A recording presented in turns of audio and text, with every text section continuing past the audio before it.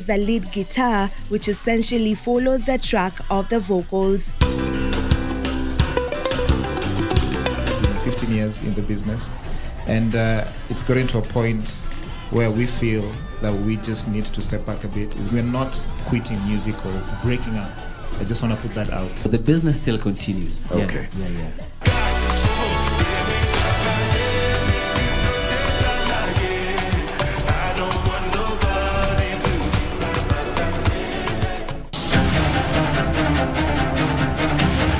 주먹 꽂는 게 예사롭지가 않던데. 스펙이 느껴지더라고. 그냥 막 내다 꽂은 거야. 신부라는 사람이 도대체 이런 노트를 어떻게 하는 걸까? 김혜일 신부 소환할까요? 신원 확인까지 끝냈습니다. 나이씨, 뻥알놈이 화이팅 한 거지.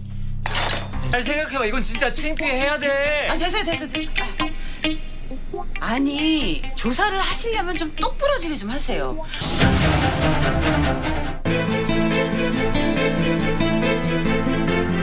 Mimi siwezi kukaa hapa peke yangu. Wamjua tena huu shetani. Nitakaa hapa kando yako mpaka haya maneno tuyamalize. Sijui nini hasa ambacho kinaendelea hapa. I swear to you, wakili. You will regret it.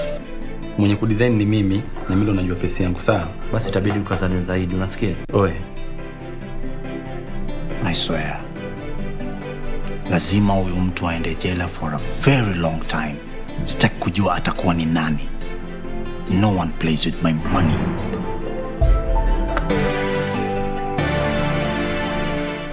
For now, the only thing that I want you to focus on is our wedding. Huh? Oh my goodness, I can't take this any longer. I can't. Can you stop lying, Gaspar? Because Oligario won't go after someone for no reason at all. What happened to us? I want to know what happened. Alhure, at last I found you. Las Bandidas.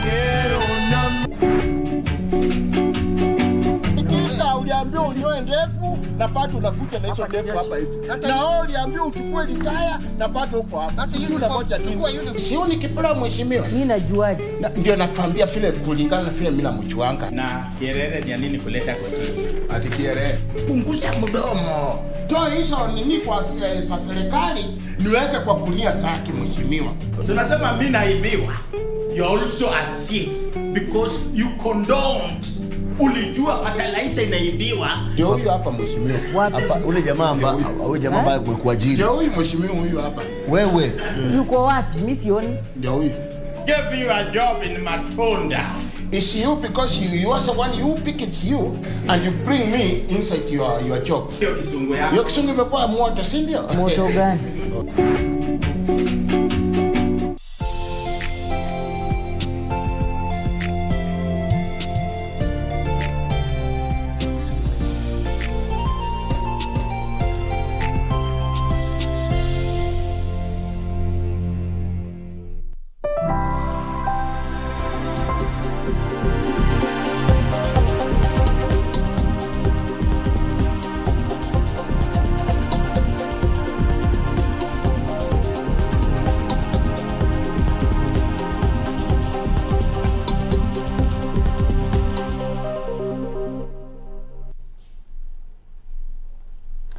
Dakta mtazamaji, na asante sana kwa kuendelea kutegea runinga ya Channel 1. Kwa hivi sasa tunaingia katika awamu ya pili ya kitengo hiki ambacho mtazamaji huwa tunakuletea taarifa pamoja na mahojiano kwa lugha ya Kiswahili. Mimi naitwa Gladys Mungai na studioni ni naye mgeni anafahamika kama Francis Gay, ni mbunge kutoka maeneo ya Sotik.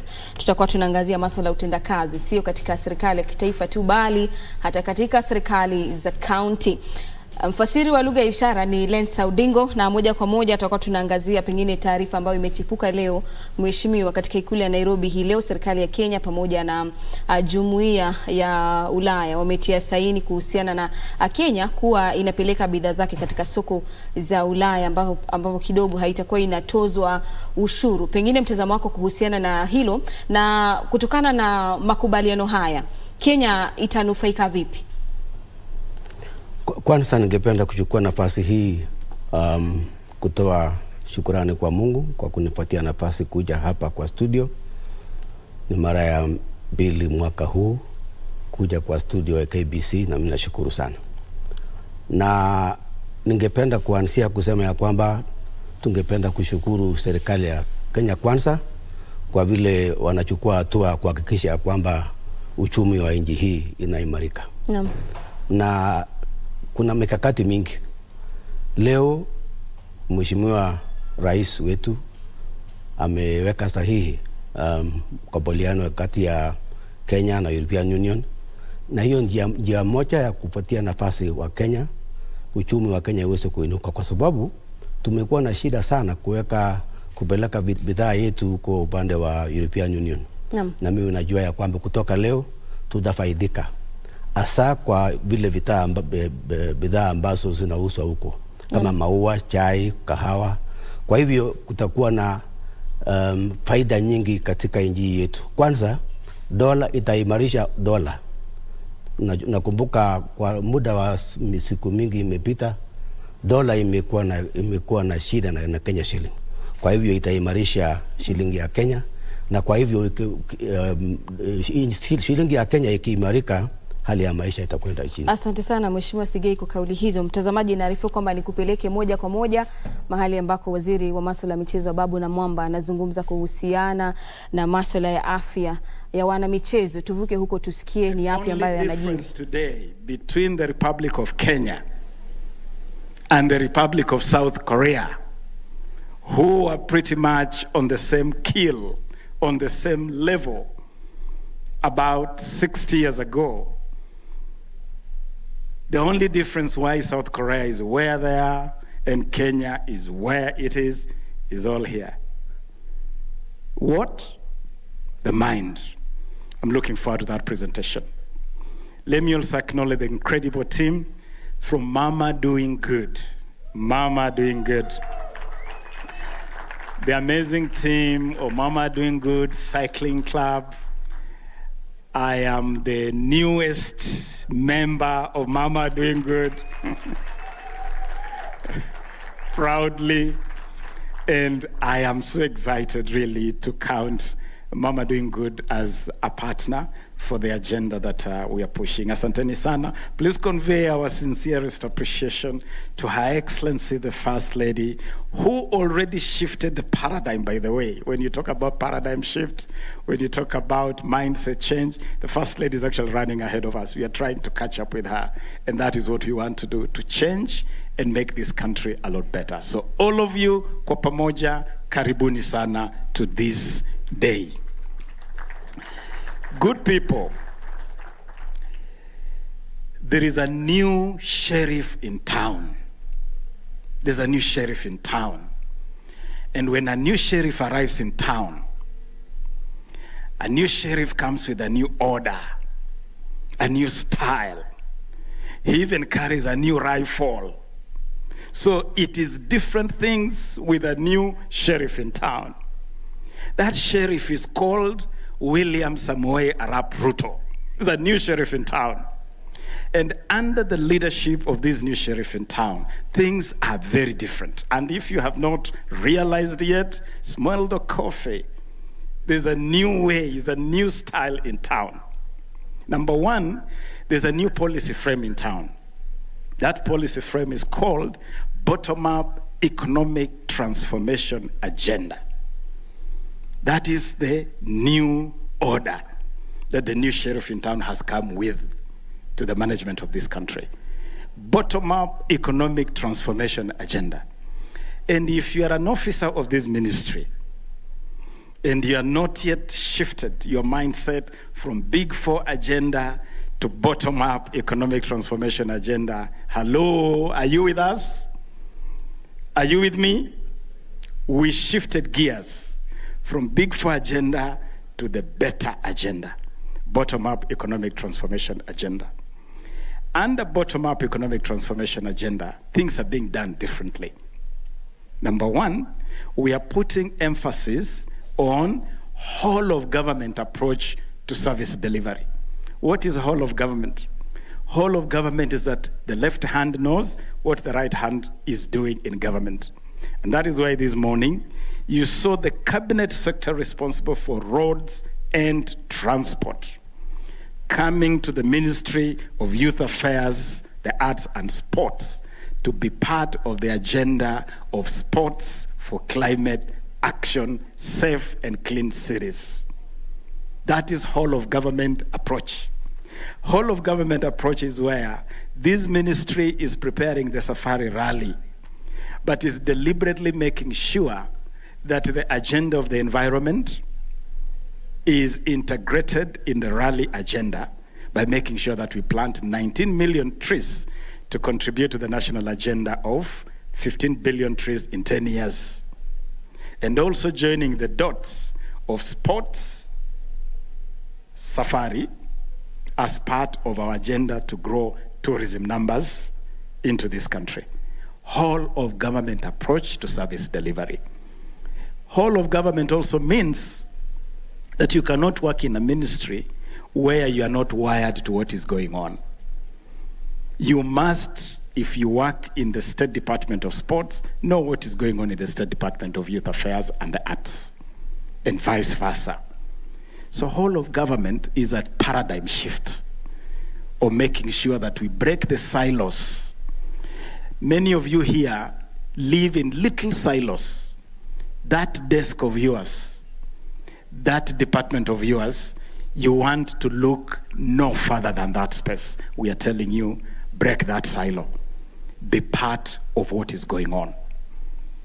Now, under this new sheriff in town, we are putting emphasis on a number of things which you must look at as priorities for this ministry.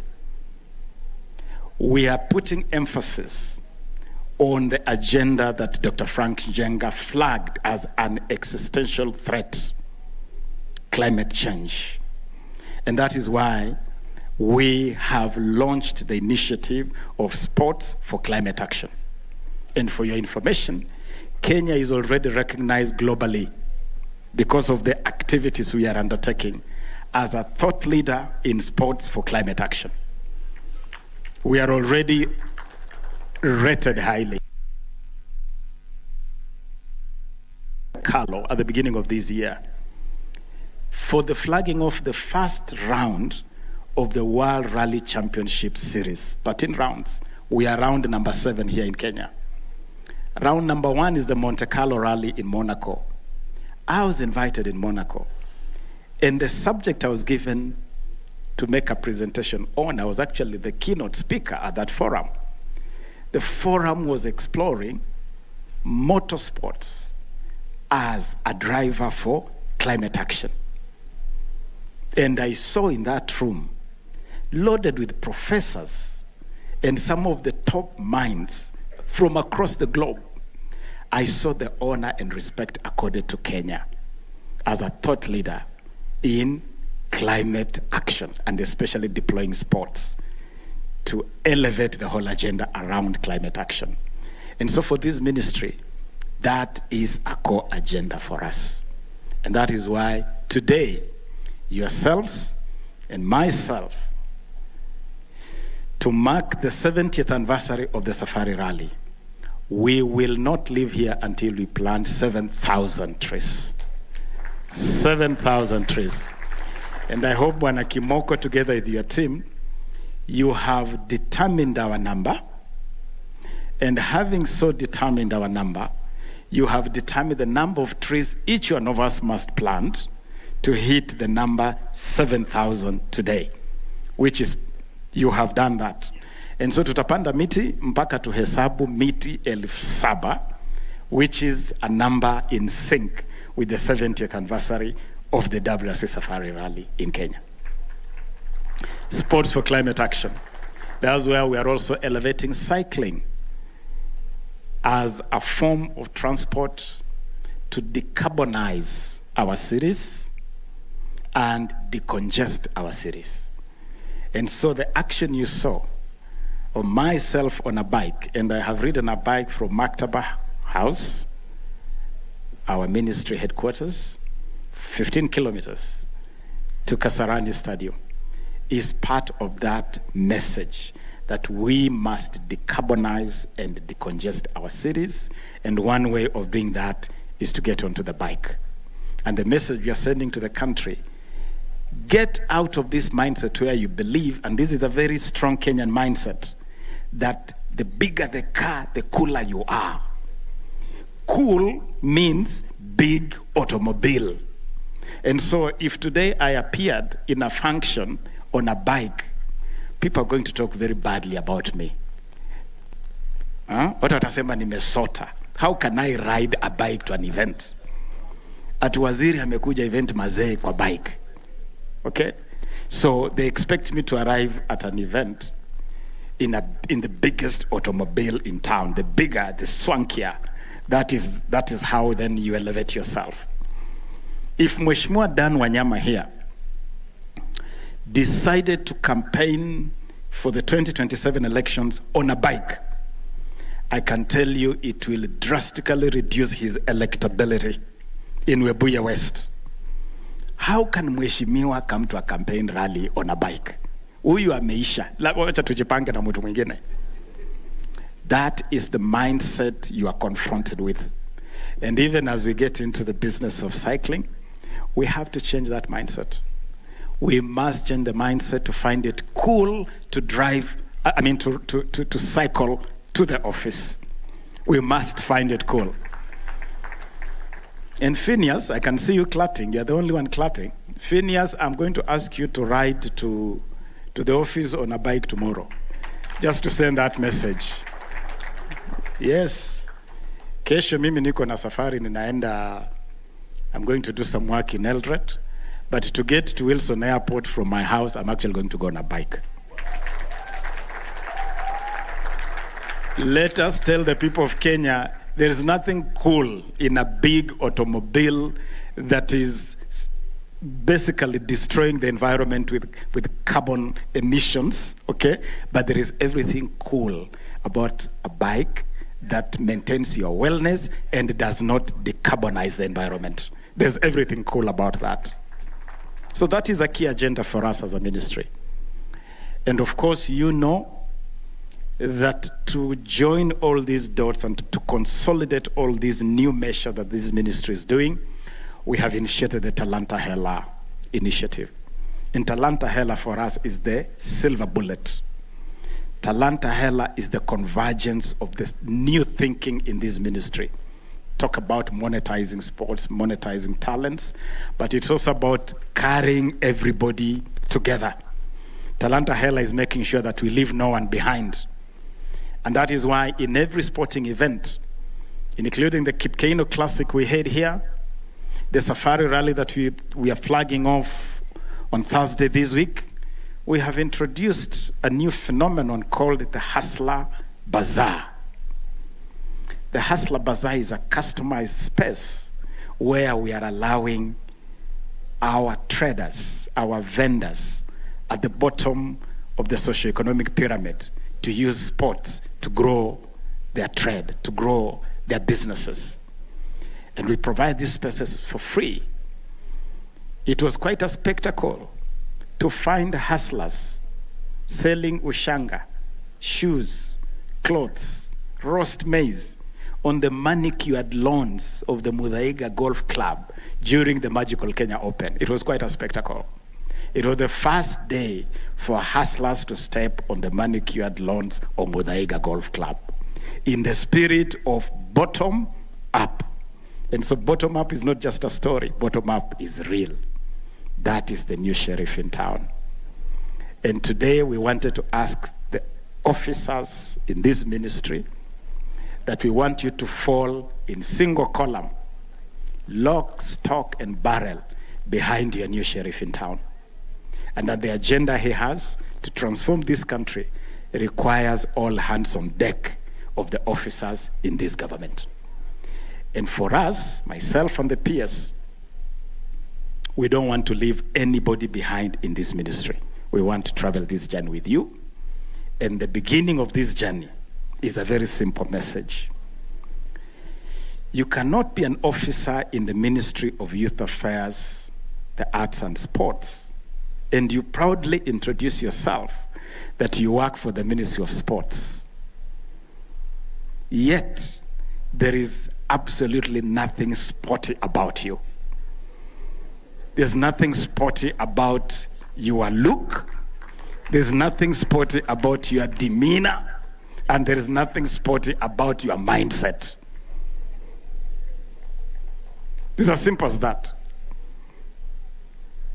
When we sit in cabinet, they call me in cabinet the CS for the fun corner of government.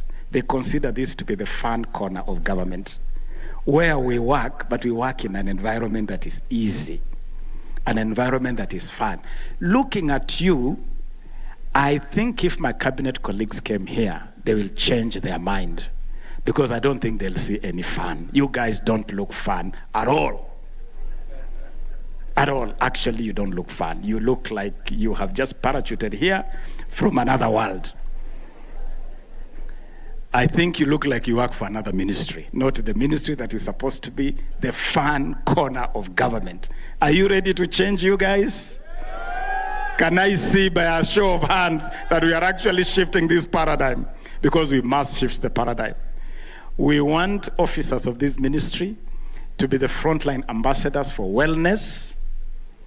We want you to be the frontline ambassadors for wellness.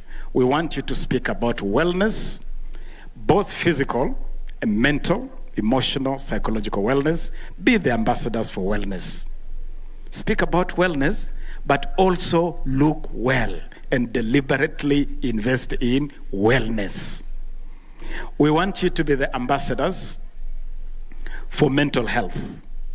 We want you to be the ambassador for mental health. We want you to inspire our young people to be mentally well. And most significantly, we want you to interact with the space in which you work. By a show of hands, and this is for the officers of this ministry, how many of you have ever been to Kasarani Stadium? The officers of this ministry. A show of hands. Okay. How many of you have never stepped in the Kasarani grounds here at Kasarani? Msinifiche. I mean, it's not no recrimination. You are an officer of this ministry, but this is your first time at Kasarani. By a show of hands. Okay, I can see quite a number of hands. Well, under this new paradigm, we want to make sure that officers of this ministry have free access to our facilities.